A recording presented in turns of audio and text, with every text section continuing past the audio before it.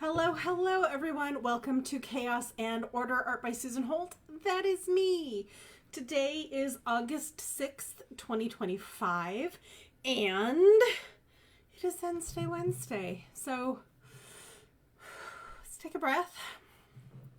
I'm gonna go over here before we start and get my computer set up so that I can tell if I can hear myself and see myself on the live. I think that's important. Okay.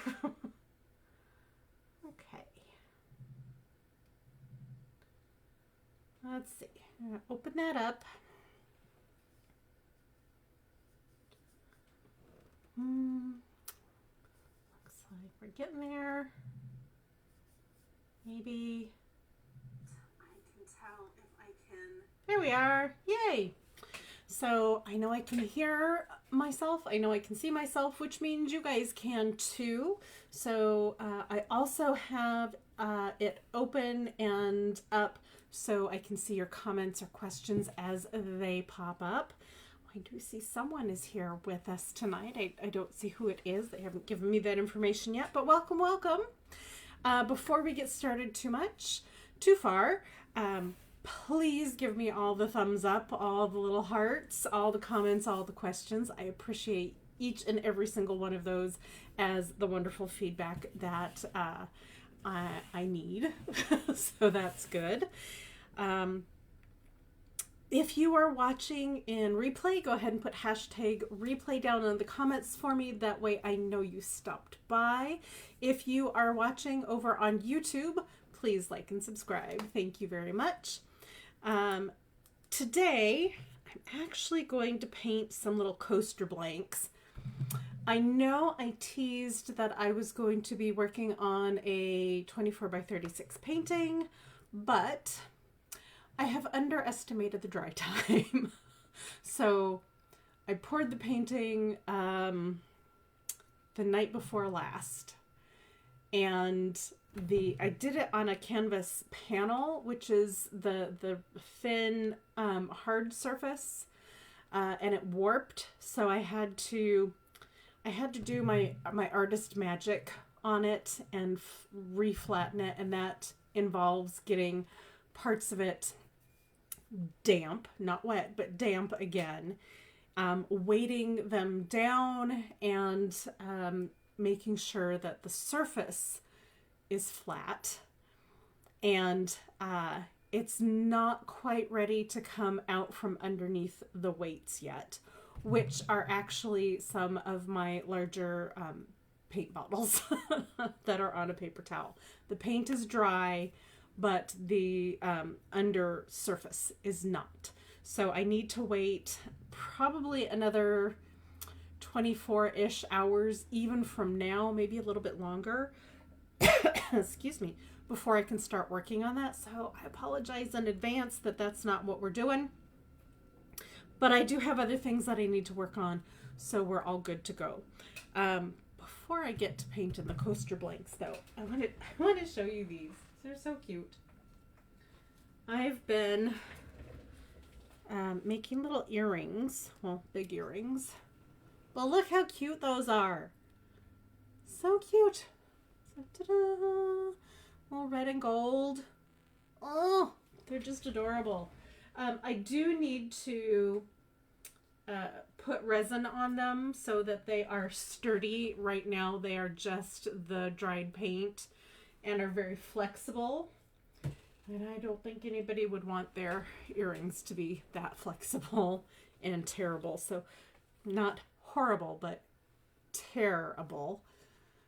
So we will get those going, get those done.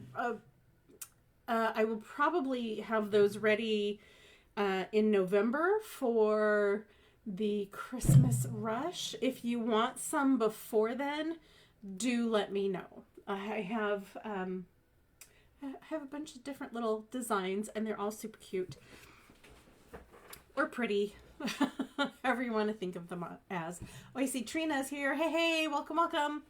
So I'm going to go ahead and point the camera down at the table. so you can see what I'm doing. So here are my blanks that I will be working on today. And like I said, these are going to be coasters.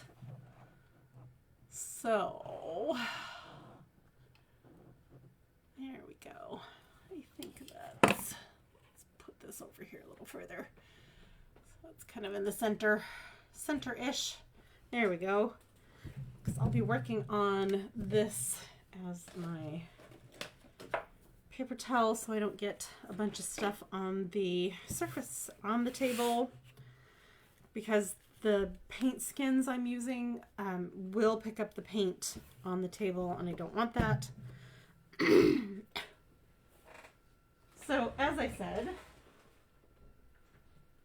these are going to be actual coasters. I have my little coaster forms here. And what I need to do is get designs on them. Oh, my husband's home. Hi, Hubby. He's waving everybody. So, I think on this blue it does have some some whites and a little bit of gray in it. I think I am going to use, but the white isn't, the white's on the back. It makes everything nice and bright. So I'm going to use just my white paint.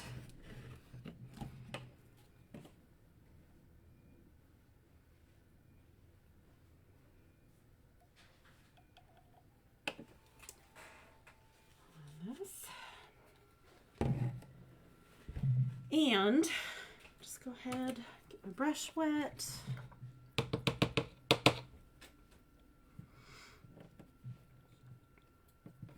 I'll just get into painting. I do have a plan for the big painting that is still wet that I will not be working on tonight after all. Gosh darn it.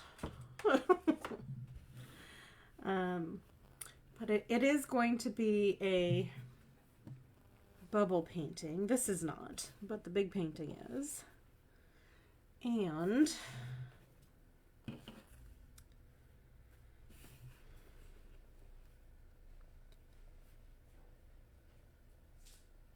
it's going to be a little bit different layout of the bubbles than I've been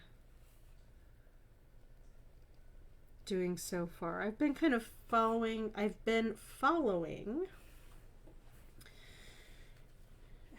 how the paint moves in my other bubble paintings.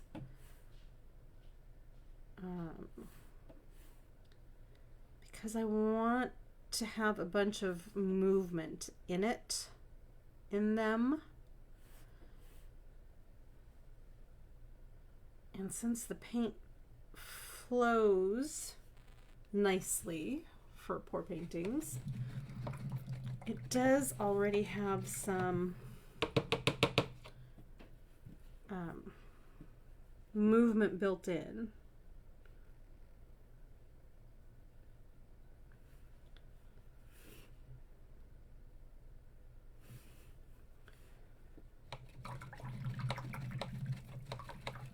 Which is awesome. But I have a plan. I don't know if it's going to work, but I'm gonna give it my best. Not that one. This one.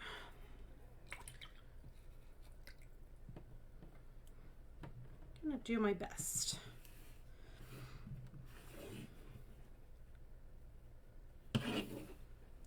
I think what I'm going to attempt with the big painting is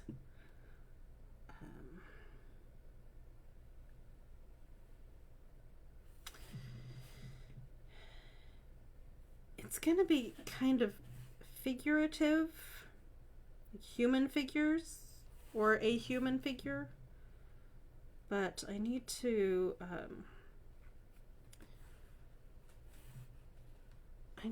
get a friend to pose for me. so I have a reference to work off of.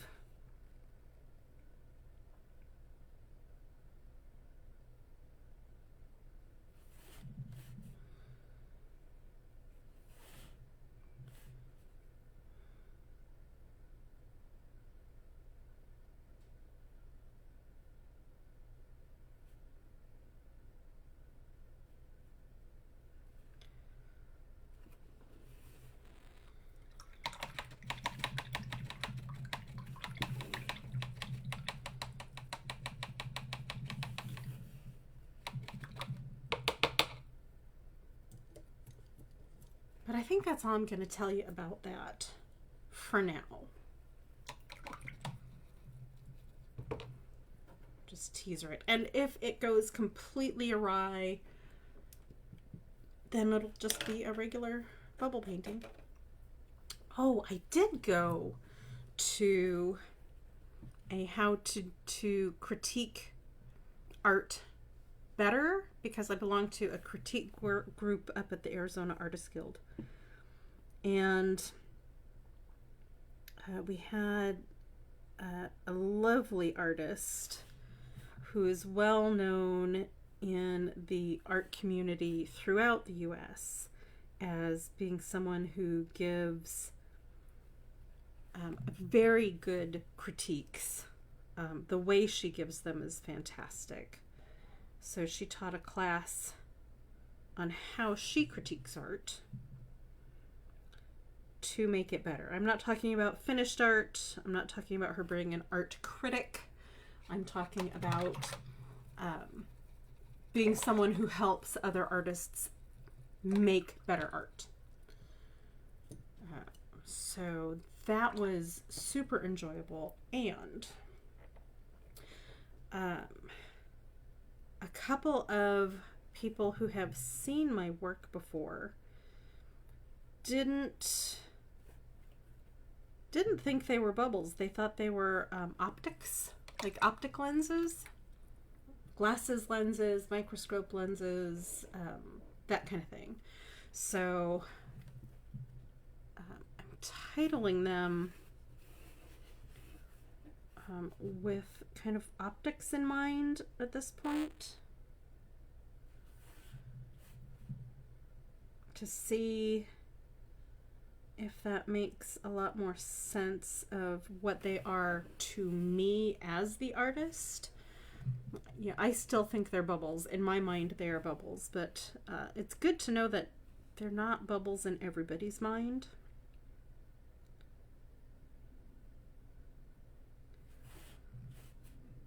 So that gives me some different language and another way to think about it. And I think that's super important to know how people are thinking about my art and how it's different than how I think about it. So that was a really wonderful experience.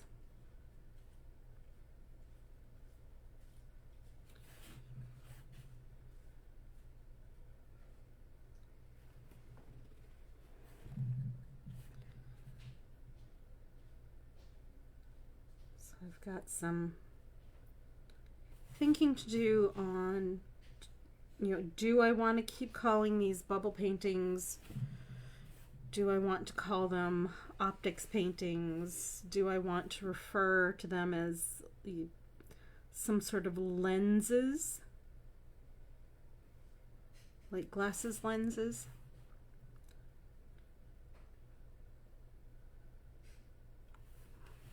So yeah, I have options. I have options and thoughts. We'll see what happens.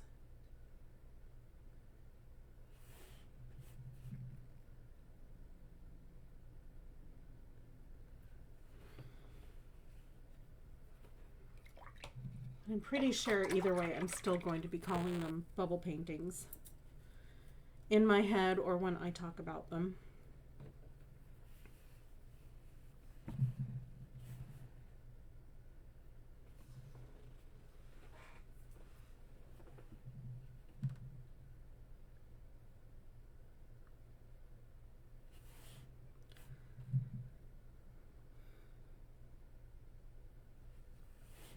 And I'm still creating them because I need joy in my life. There's so much going on here in the US. It's just crazy. Absolutely crazy pants. And I get frustrated. I know you do too. So,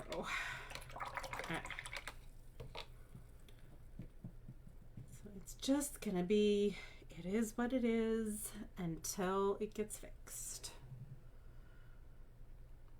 Till we all decide to fix it.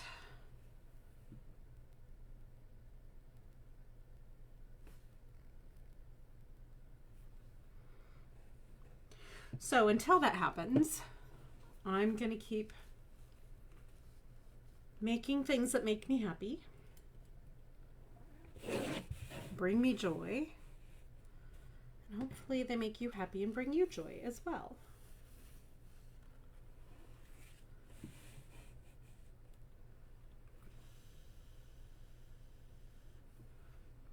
Because I'm pretty sure you need a break from the crazy too.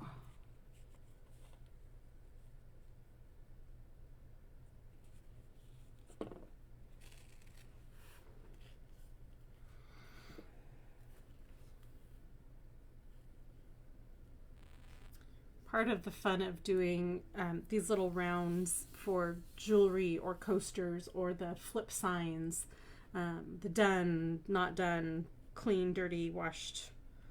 I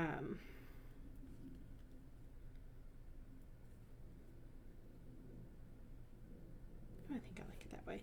Is I get to figure out which way I want this to go. So the orientation is important. And I get to choose what color I want on top of this. This one is greens and oranges and yellowy greens, but it's dark, so I think I am going to keep going with the white paint on it.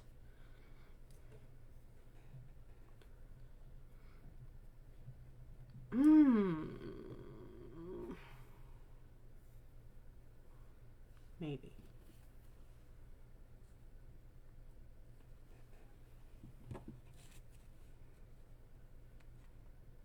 Maybe I'll do gold instead of white. Yeah, I do gold instead of white.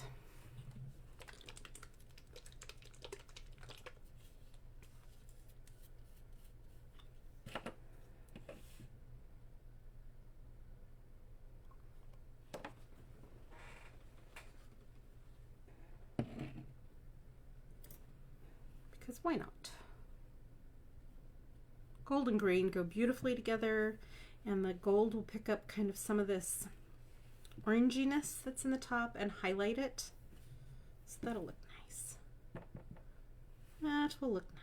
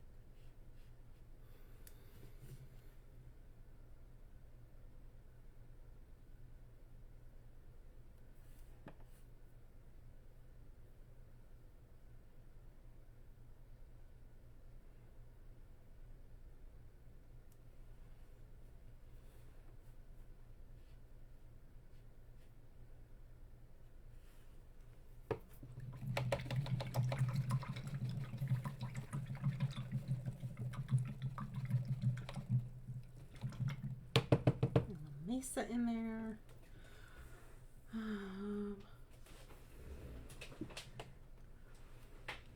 Pull out my notebook. So some of the things we learned in the critique class was, there's the standard line. It's not just talking about you put a line there. It's a straight line, it's a curved line, whatever. But there's also, line weight. Does the line go from thin to thick to thin again? Is the line helping or hindering the design? Are the lines straight? Are they meant to be straight? All that kind of stuff. There's also shape. Are the shapes correct? Are there enough shapes to make the piece interesting? Color, self-explanatory, but also the use of color theory. Do you use color theory to make your pieces better? Do you kind of follow the guidelines of color theory, or is this something that was just kind of thrown together and you winged it? Was it planned out? And then there's texture. So line, shape, color, texture. A lot of my backgrounds have texture on them because of the way the paint cures and the way it dries. And then there's form. Are my dots round? Do my cactus look like cactus? That kind of thing. Is the form correct? Does it need to be tweaked a little bit to look better? Is that arm tapered the right way? Is the muscle, if you're doing life drawing, is the muscle rendered in the right shape and dimension? There's space. If you're doing a landscape painting or a foreshortened painting of a human body, does the arm or the hand look like it's reaching out of the painting at you? Is all of that done so that, rendered so that it looks like there are things in the foreground, middle ground, and background? Perspective. If you are doing perspective to make a building look three-dimensional, is the perspective correct? Value or tone. The value of this background green is a dark value. The value of this green over here is a much lighter green value. It's higher on the gray scale or the green scale in this case. Is there camaraderie between the colors that you're using on that tonal scale or on that value scale? And then there's balance. Does the piece look balanced? And that doesn't mean you have to have two big cactus like in the one I did previously. It doesn't mean mirrored images. Balance is, does everything look right? Even though there's a tall cactus here, it's off to one side. When I get all the other smaller pieces on, does that as a whole make this piece balanced? Sometimes our landscape painters bring in a piece that doesn't look balanced, and it's because they've brought the foreground up really, really far into their field of vision in their painting. So that's a good example of balance. Dominance, and no, that does not mean something kinky. In this case, it is, what is the dominant feature in the painting? For this piece, the dominant feature is, of course, this cactus and the foreground.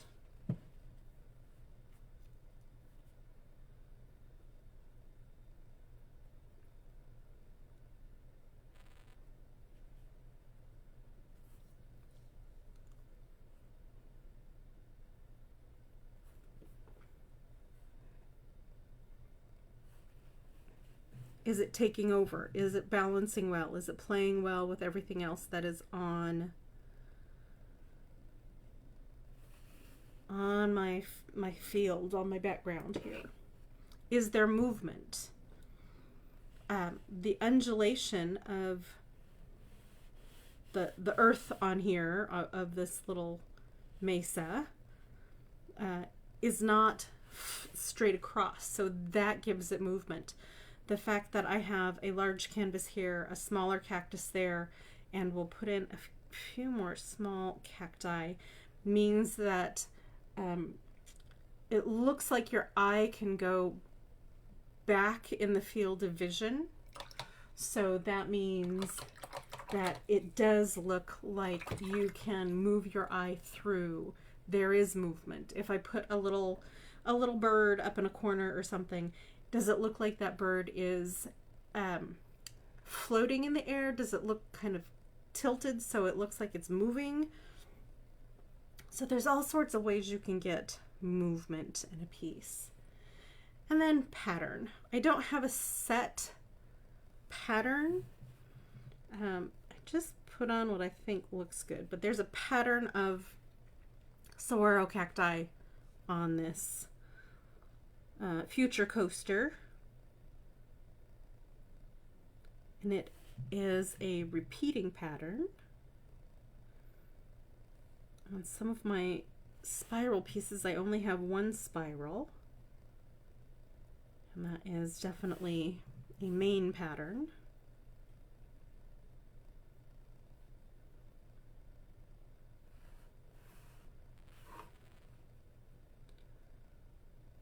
A focal point.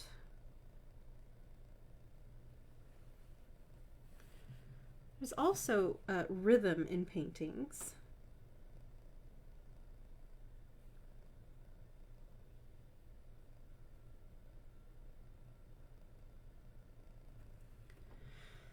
There's kind of a rhythm. If you've ever taken dance lessons, or you do choreography, or you dance, or you walk or jog, you know that there are rhythms to things. Even driving, you know, there's rhythms to the stoplights. There's rhythms to the way the trees sway back and forth in the breeze and the wind. So there's rhythm in everything. And the rhythm in this kind of goes up and down and up and down and up and down with the tops of the cactus. And the background has a different type of rhythm. It's kind of sweeping up. And contrast is the next one. With the gold in the front and the dark green in the back, there's definitely contrast. You have bright, light, and then you have deep and dark underneath. And unity. Is there unity in the composition? Does everything look similar but not the same? Does the gold go with the green? Does the peach really stand out? Does the peach go with the gold?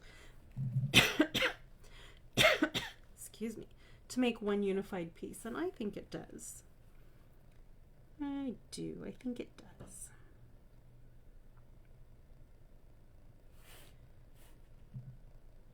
Is everything, are all the cactus kind of growing in the same direction? On one of my pieces, I was using it as a practice piece, and it's a good thing I did, because one of the cacti is kind of kitty corner. I was trying something new, and it just did not do what I wanted it to. So it's kind of lopsided. So that piece did not have unity in it. And then the edges to your design. Are they hard edges? Are they soft edges? Do they blend? Do they feather out? Do they need to be softened? Do they need to have a harder edge? Depth of field. That's when you can say definitely this has a foreground and a background. And can I imagine someone walking into this to a focal point kind of behind this cactus?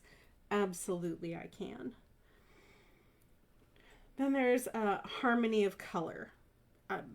I was going to do the cactus on this one in white, but I did not think that would be as harmonious as doing the design in gold with these greens in the back, these light bright greens and the deep dark greens. So that's why I chose that. Editing your work. This does not mean going back through and looking at it as a photography magazine editor.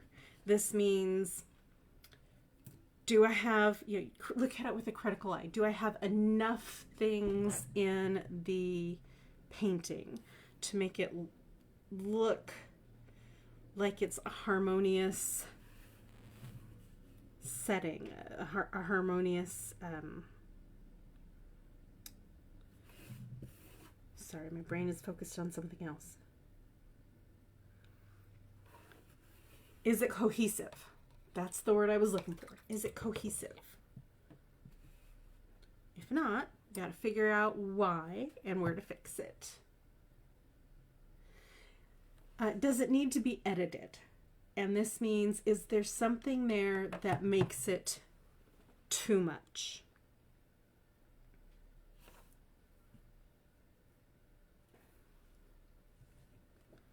Is it too busy for the space it's in or the shape it's in? And then there's wow factor. If you saw this out when you were walking about and it just caught the corner of your eye, would you look at it and say, wow, that's really cool. Wow, that's pretty. Wow, that's really ugly. Wow, that's amazing. Wow, I wouldn't touch that with a 10-foot pole. Whatever that is, whatever that wow factor is it something you're looking for? Is it something that you instantly have a connection with? That is what the wow factor is. There's also emphasis. Is there emphasis on something? Is something emphasized? This cactus is the biggest thing on here of the cacti. So that is emphasized for you to go, oh, look, this is going to be a coaster that I could easily pick up and give as a gift to someone who was visiting from out of state. Thanks for coming and visiting us. Or maybe as a keepsake from your visit to Arizona. So that is the emphasis of this piece. Or you live in Arizona and you just really love the desert. So this is going to be good for that. Also, there's what inspired the piece. So what inspired this piece? Well, I want to make some desert-themed coasters. That is my inspiration. I know I can do good cactus, so that's what I did. I did some good cactus.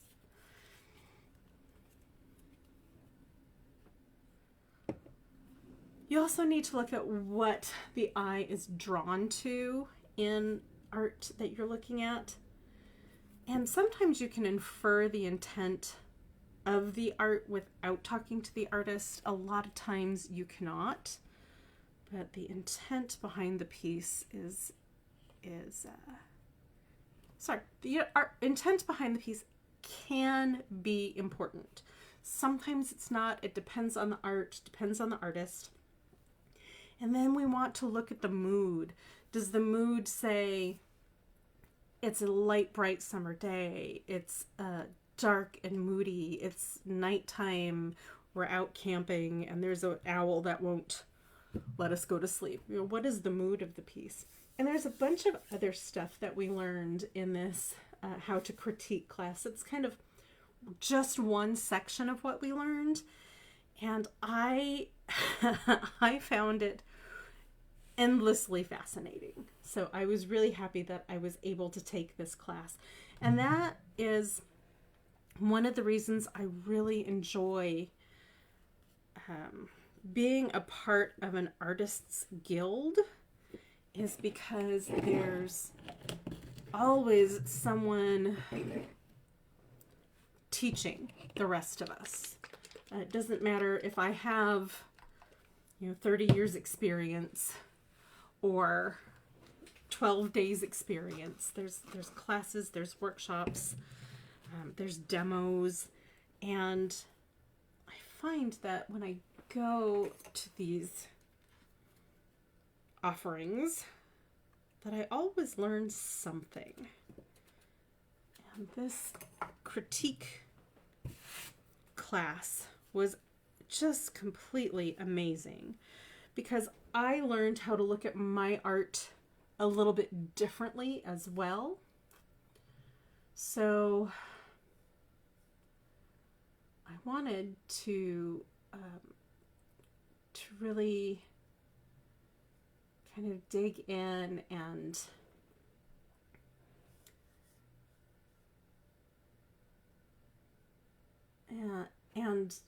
be a better artist. Know how to better talk about my art. Know how to convey more stuff with my art. So I really think that everything I learned in the critique class helped me think about my art in a different way. And that is always important to us artists. I have put my notes away because I don't want to give too much away. Those are a lot of the general guidelines that a lot of people who give critiques use. I won't give away any of the proprietary stuff that she taught us. So this piece is mostly gold, and it's got some beautiful aqua-y, light turquoisey blues, and a little bit of grays and blacks in it. So I do want to do a black design on this one.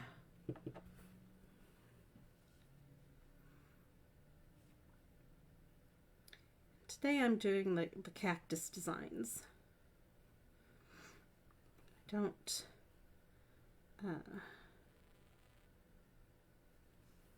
don't necessarily want to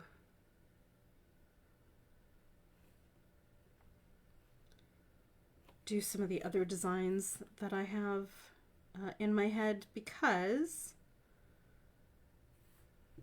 I want to be able to talk to you and convey to you all my thoughts from the critique group class, which I have done. Yay.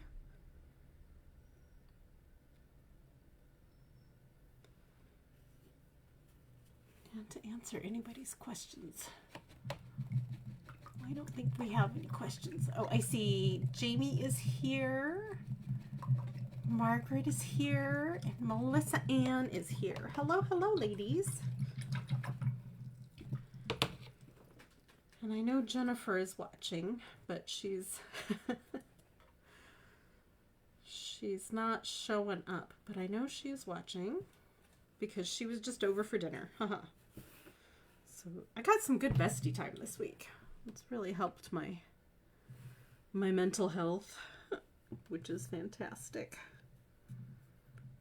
It's always good when your bestie shows up with burgers and milkshakes.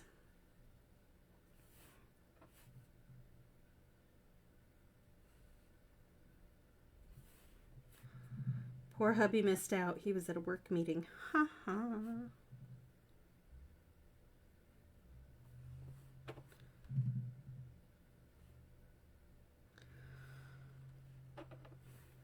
A lot of these that I'm doing for the coasters are the same or similar designs that I put on my painted rocks.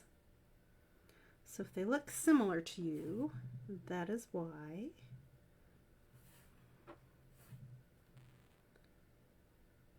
And I have decided with my painted rocks that since I'm not a fan of going out and just putting them out for people to find, that I'm using them as thank you tokens for people who have helped me throughout the day. You know, delivery drivers, waiters, waitresses, cashiers. somebody who helps me get something off of a shelf that I can't reach, you know, that kind of thing. Just as little thank you tokens. And I explain that I'm an artist and thank them for helping me that day, and give them a little painted rock. And the responses are always shock and joy. And it's really nice.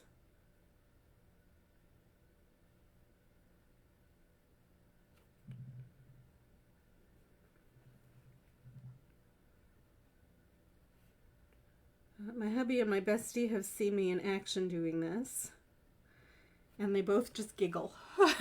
Well, okay, my bestie giggles, and my husband kind of does that guy snark kind of smiley thing. It's very cute. You okay? Okay, bless you. I think this is the last one I'm going to do with you live because I don't want to keep you too terribly much longer. I do want to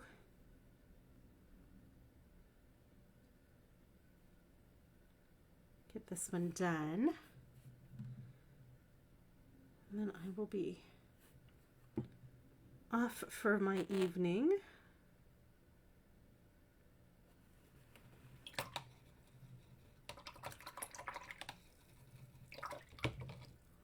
So as usual, if you have comments for me, if you have questions for me, let me know.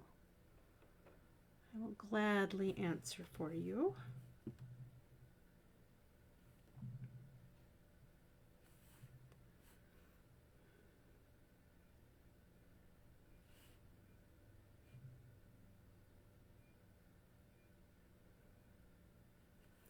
And yes, I am kind of painting this upside down.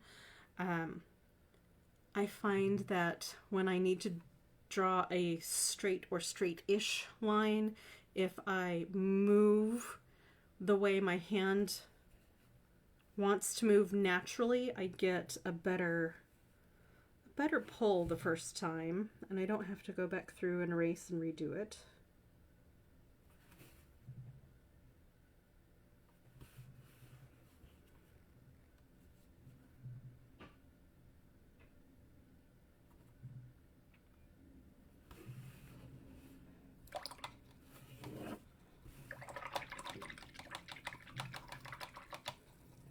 And I do like to work on a paper towel with these little paint skins, simply because I can move the paper towel around as much as I want, or as little as I want, and still have control over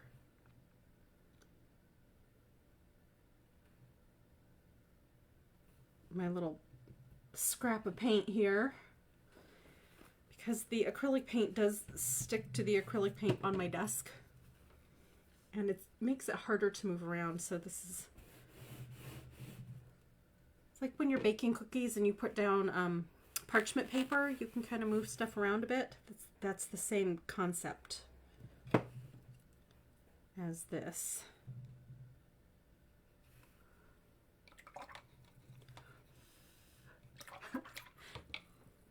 I guess it would be parchment paper. Okay, not as funny out loud as it was in my head. That's okay.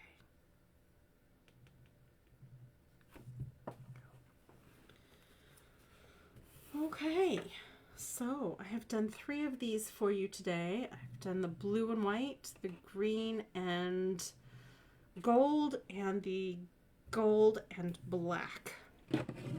Today I will be doing a resin pour for these and some other things, the little earrings that I showed you, in the coming weeks, and I will get everything all set up for the November art show, which should be quite fun up at Arizona Artist Guild. I will post more about that as we get closer to the date. Back around, my camera back around. Oh dear. that up a little bit. There we go.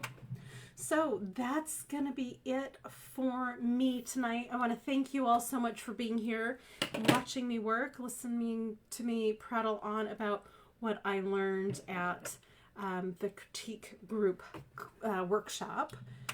And I hope you come back and see me next week right here on Chaos and Order Art by Susan Holt at 5 p.m.